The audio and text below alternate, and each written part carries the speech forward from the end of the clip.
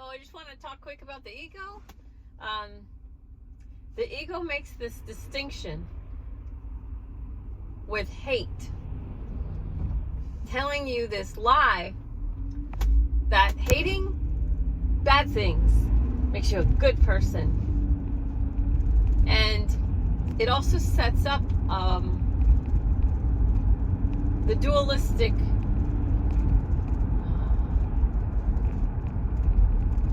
illusion that it's me versus you, or you. Okay, the easiest way is Democrats are good people, so that must mean that Republicans are bad people. But that's not true. People come in all different, shapes, sizes, colors, mentalities, and depending on what their experience is in this life, and add to that whatever they came through in a past life, whatever they brought in with them, it's going to shape their beliefs. Okay? So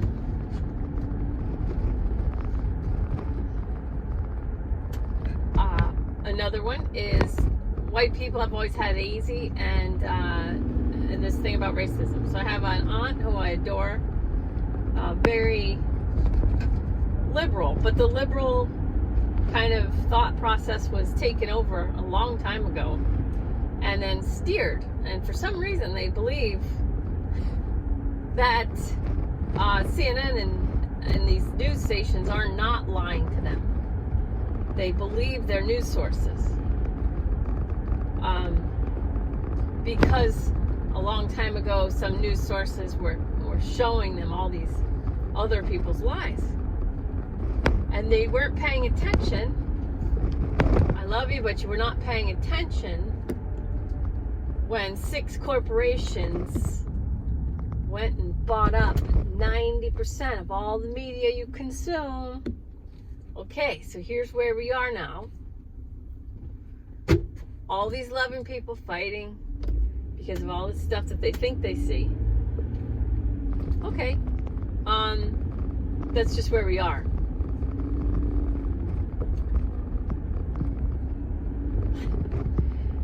So, hate is hate, all right? So, I had asked a question, and the answer came wrapped up in another lesson for me. So, here's what it was. I didn't realize that I'd asked this question until I was meditating on what had just happened to me. And then I got the information, intuitive information, that I had asked a question: how could anyone hate the police? Because I really didn't understand that. Okay. And so I live a pretty mild-mannered life, I don't, do anything that's like, if I was in the whack-a-mole game, my mole would be like always head down for the most part.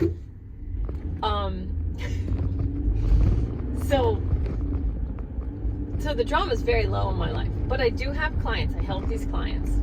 I have a client who I worried about, and last May I said, I think that you should really start warming up to the idea of going to a women's shelter, because this person that keeps coming after you is not going to stop. And then a few weeks ago, I said to the same person, so it's February of 2020 now. So a few weeks ago, I said to the same person, we have to go talk to a social worker or a police officer, whichever you choose, and I have to come with you because you have such a high level of PTSD that you don't even remember. So I'm going to ask you questions in front of this police officer / social worker, whichever you choose, but you have to pick one, and you're going to cry in that meeting. And she said, why? I said, because you're going to say, oh my God, how did my life get to this point now where I am? And when I said that, she started crying. And, okay. So she went into protective custody. Now, I thought I could relax now. She and the baby are safe, right? I thought, okay, now we're finally moving forward. She finally understands where she is, what's happening, and how, anyway, okay, so I'll cut to the chase. She is in the mindset of a battered wife. She's got the mindset of a battered wife. Now,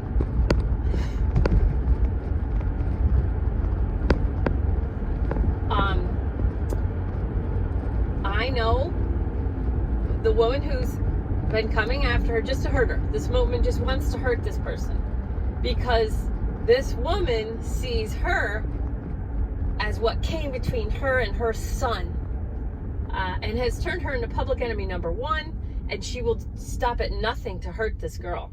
It's not even like she wants to win, because we let her win maybe a year ago. We said, okay, you win, we let her win. That's not good enough. She wants to crush this girl. And it's really straight out of movie. Anyway, that woman's husband is high up in a police department where the girl's parents live. So that's why even her parents' house isn't, and then they're screwed up. So this girl's like, intuitively, I see where she's going to be. Like really, possibly famous someday for what she's going through now. She is so smart. And you think getting her out of the jurisdiction of that one cop who's just completely controlled by his wife. He's completely controlled by his wife. Absolutely 100% controlled by this tyrant of a person. Well, he just has to make a phone call to keep his son from having a restraining order granted against the son. But if that son was anyone else punching this other human and assaulting, if his father was not connected to the police department, the restraining order against that kid would have been granted. And once that restraining order was granted, then the pieces of the puzzle, the way the system is supposed to work, would be in place so that no matter who sees the case, no matter who sees, they'd see that there's a restraining order for assault against this kid. Okay, and then the rest of the people in the system can work with the correct and true proper information. But no, it's not even in that one police officer's jurisdiction. And so this is a small taste of why people don't like the police, and I understand. Okay, and still, I can't allow my client to become a victim. Okay, I can't let her be a victim of this situation. I'm gonna just parallel another example. So my son's on a basketball team where the coach does not get along with the referees. And so the coach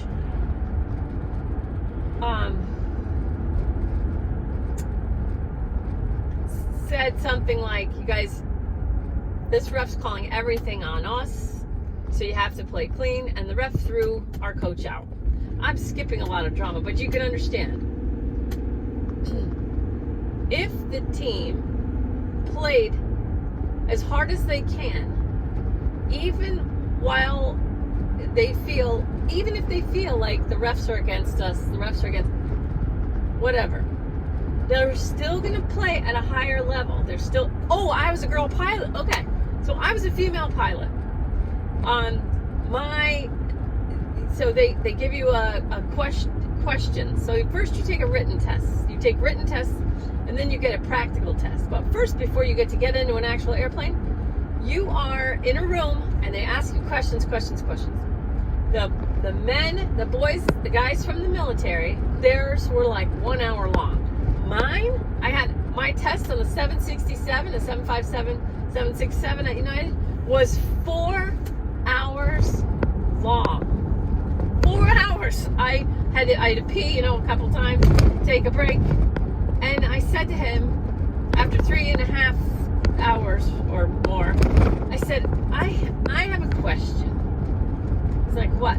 I said, my friends were out of their test within 2 hours, and now we're over 3.5 hours off. I can't understand, why am I still being tested in this room when I haven't gotten any questions wrong? And he said, well, you keep answering questions like you're asking, like you're just guessing. And I don't know if you're getting the answers correct just because you're lucky and you're guessing. I said, after 3.5 hours, I'm just lucky? He goes, well, you don't seem confident. I said, because you have me in this room for 3.5 hours. I know you're looking for me to fail. He goes, so you know this stuff? I said, I know this stuff, but you don't know what it's like to be in this situation where my first check ride on the 727, I made 0 mistakes. And the guy who was testing said, I'm on the fence. And I was a flight engineer. I said, what do you mean? I said, did I make any mistakes? He says, no, but you just went too fast. And so you're gonna make a mistake. I said, with all due respect, if I don't make a mistake when I'm getting tested, then why do you think that I would make a mistake when it's my job and I'm doing it day in, day out, over and over and over and over and over? And I was looking at the guy who was flying in the captain's seat, who was my instructor. And he's looking at me like, I have no idea what this guy's talking about. I have no idea what this guy's talking about. Anyway, it was bad. My mother was in one hospital, my brother was in another hospital. At home. And this guy's like, you shouldn't be here. I said, why shouldn't I be here? I made no mistakes on a check ride where I have my mom in one hospital, my brother in another hospital. What are you talking about? So, I don't like to fight at all. I don't like to fight. I don't even like to be out in, like I said, my whack-a-mole, my mole would be hiding under the ground all the time. I would never light up. I would never put my head up above to be whacked. I'm very happy by myself. I'm very happy in my own little existence, talking to whoever tells me all these things, working on my intuition. I have beautiful, wonderful intuition. This is how, I don't know why everyone doesn't live like this, but I just don't think they know. Just a stick of butter. I pulled the last stick of butter out of the fridge and I'm like, I thought I had 2 sticks of butter. And then all of a sudden, in my mind, they show me, oh no, you did this, this, and this. That's where that one went. Okay. But it happens like, I ask in my head, the answer comes right away. Okay? And the other day, tangent, alert, I was walking down the hall upstairs, and my third eye just gently closed down, said, okay, we're just going to close this down so you see what most people are living like. And when my third eye, it was just like a curtain came down, it was just closed off. And I didn't have that access, that connection to information. Just information. And it was scary. It was like, it wasn't like panicked or anything because I knew it was just going to open it back up. But man, now I understand. Now I have compassion, which is love plus understanding for people who watch the news, just hoping that they're going to get some semblance of truth, what's going on, and that they think they're going to figure it out for themselves. And a friend of mine sent me this the speech that Joaquin Phoenix gave at whatever award show where they stand there and congratulate themselves in their beautiful outfits, you know, and they tell you, show you how deep they are, or whatever they're doing, virtue signal, you know, tell you how to think, perpetuate the narrative that's, you know, already in place to lower everybody's vibration through feeding the ego. And I just was like, yeah, no thanks. And my friend's like, I don't understand. I'm like, stop looking outside yourself to be inspired. Work on your own intuition, your own light. These people are not inspiring. It's all ego drama. And even if they say like, oh, it's so wonderful. It's like a knife that cuts you when you least expect it. And it's pretty frustrating for me to see people just allowing themselves get played. Oh, played. People wasting their time listening to celebrities, watching celebrities, letting celebrities inspire you. These people are not inspiring. All right, so I have to hold it. All right. Oh, let's see.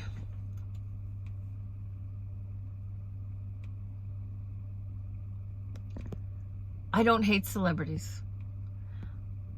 I don't hate the cop that makes a phone call to make his life the way he wants it, or to make his kid have an easier time in life than anybody else.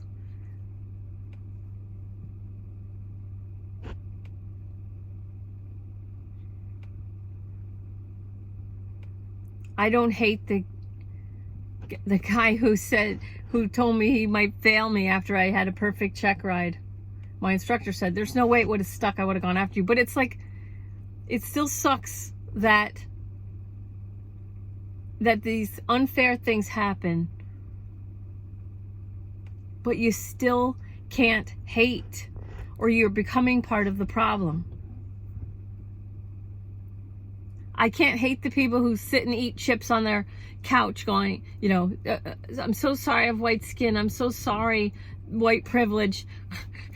Eating up the narrative as they eat their freaking snacks on their couch, safely tucked away in their homes, while they're like, oh, I have white privilege, and I'm so guilty of the color of my skin. Guilt is a 30-level vibration. Shame is 20. The ego feels so good when you say, I have white privilege. We're all racist. Makes me a good person because I recognize my white privilege. Oh, does it? Because you know what happened to my white client in the shelter? She got smacked by someone who's on drugs because she's white. You know?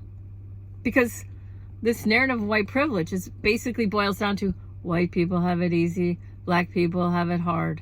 White people have it easy. You know, my dad lived in a black neighborhood. He was so poor as a kid. He lived in a black neighborhood, and they beat the crap out of him every day until they realized that he lived there. And he's okay now, you know, he's strong, and I'm strong. So, like, I made it through all my unfairness. And I know that my client's going to make it through. She got smacked by someone on drugs. And she's got to live in a shelter right now with a baby. But she's making friends with some of these women that have been trafficked. And I know my client's going to be strong and possibly famous and extremely wealthy one day. She's very smart. She's just got to go through this to make her see her own strength. But the number one reason that this human being is so remarkable to me is that since I started working with her in this incredibly unfair, biased situation, I've always said to her, keep your compass on love. You've got to keep your compass set to love. There's no other way we can do it. And I started talking to her about ego. She'd call me from time to time. I don't know if this is my ego or she's a remarkable person. And this adversity that she's in right now, if she had my mother, she'd learn God never gives you anything you can't handle. So through this experience and the show Gilmore Girls, I said, did you ever see Gilmore Girls? She said, I love that show. I said, you're living that life. Her family's a mess. Her ex's family is not just a mess. They are her ex's mother will stop at nothing to just crush her. But if she uses all this adversity to her own growth, she will become so strong. But if she hates, that is backsliding. And I got sucked in, through worrying about her. I got sucked into the physical plane drama. And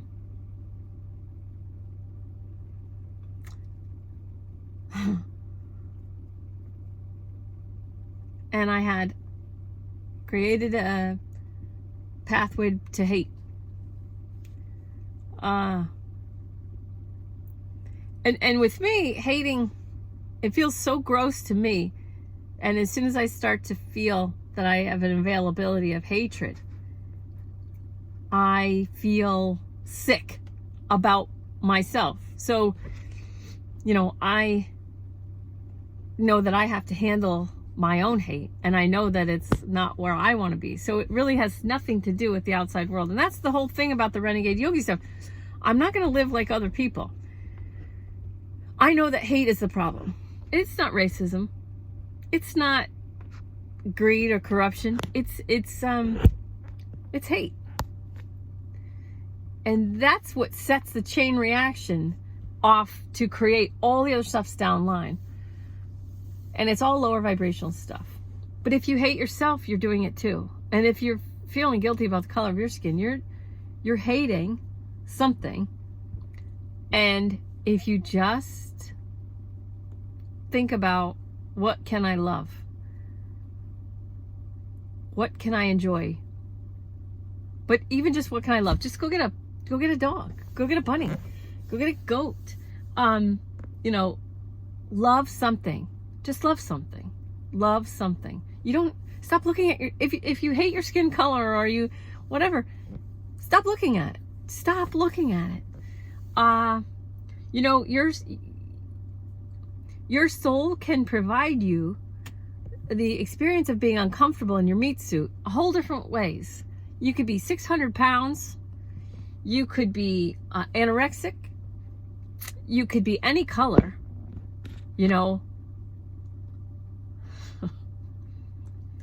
So I live in Northeast Connecticut. I live in Connecticut. And in my town, there are not many black people, but there's one that is friends with me. And she said, I don't mean to sound racist, but white people don't have any control over their kids. And when she said that, I loved it that she felt comfortable saying that to me. I really was like, that's so awesome that she knows that she can say anything to me. Like, for me, that was like such a gift to someone. It doesn't matter what she said. The whole thing was that this chick, this Carla here, I could say anything to her and she's gonna be cool with it. And there's like, being cool and being powerful are so close. They're so close. And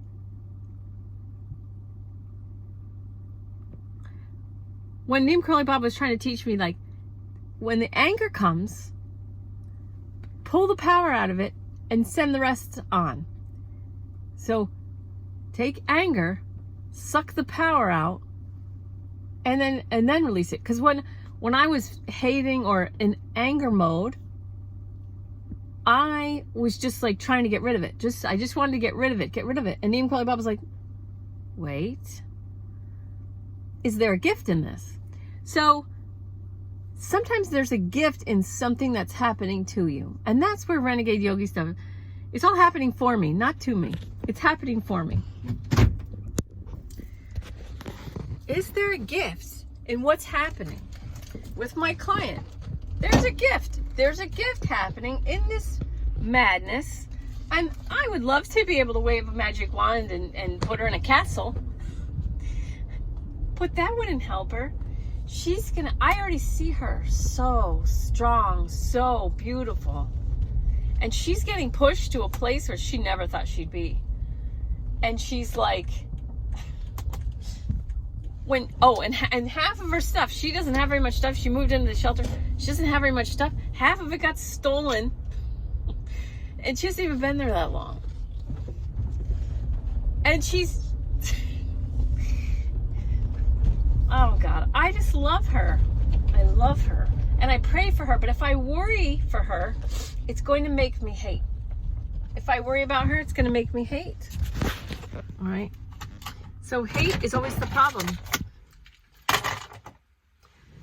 So if you find hate in you, what can I get out of this? What's here for me? What beauty is there in this? What power is there? Is this going to make me cool? How can this make me cool? How can this make me cool? And the adversity that I've gone through, that's what's made me as cool as I am. Not by freaking out over hangnail, but all the adversity I've been through, that is what's made me cool. So I love you. I love you guys so much. Just going through my path, telling you what I'm getting. Love you. Thanks for coming.